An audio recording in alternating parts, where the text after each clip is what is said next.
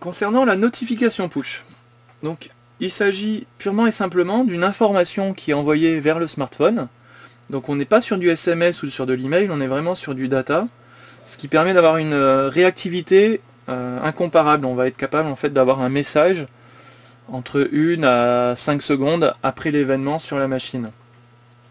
Donc cette notification, elle va avoir lieu après un événement.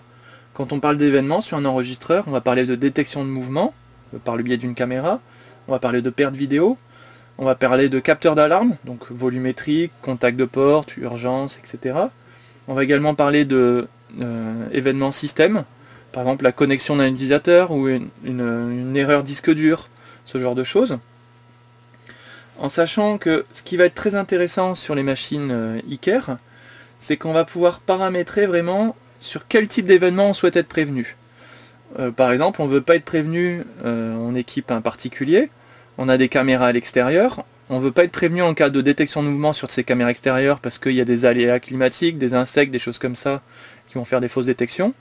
On veut l'activer uniquement, par exemple, sur la caméra qui est à l'intérieur et sur le contact de porte qui se situe sur le portail.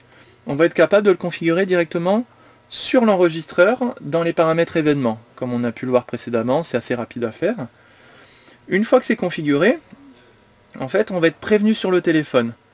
Dans le cas présent, vous allez voir, j'ai une alerte, mais je ne suis pas prévenu, tout simplement parce que je ne l'ai pas activé sur le téléphone.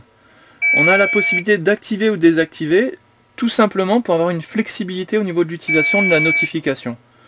Je suis un commerçant, toute la journée je ne veux pas me faire harceler de messages sur mon téléphone, je le désactive tout simplement en 3 clics.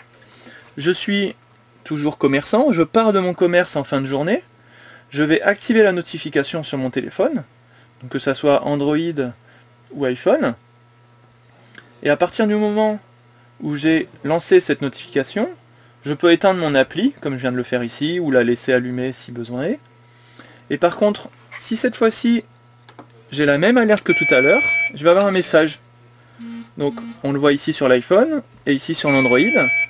Donc voilà, j'ai l'adresse IP du système, capteur numéro 1.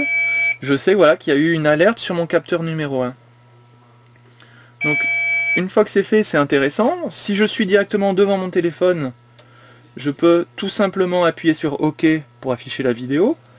Si pour X raison je n'étais pas devant mon téléphone, je peux le retrouver par exemple sur un iPhone. Dans le gestionnaire de notifications, j'ai toutes les alertes qu'il y a eu sur notre application mobile SoCatch. La dernière en date, donc capteur numéro 1, à midi 18, le 26 juin.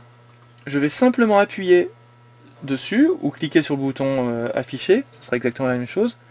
Et ce qu'il y a d'intéressant, ça ne va pas me lancer le direct, ça va me lancer la relecture au moment où a eu lieu l'événement. Donc même si j'avais pas mon téléphone, ou j'étais occupé en voiture ou autre, je n'ai pas pu regarder tout de suite, si je regarde après, ça va pas me mettre le direct, ça va mettre le moment où par exemple la porte a été ouverte. Donc on va essayer sur l'iPhone. Je lance, ça lance toute l'application.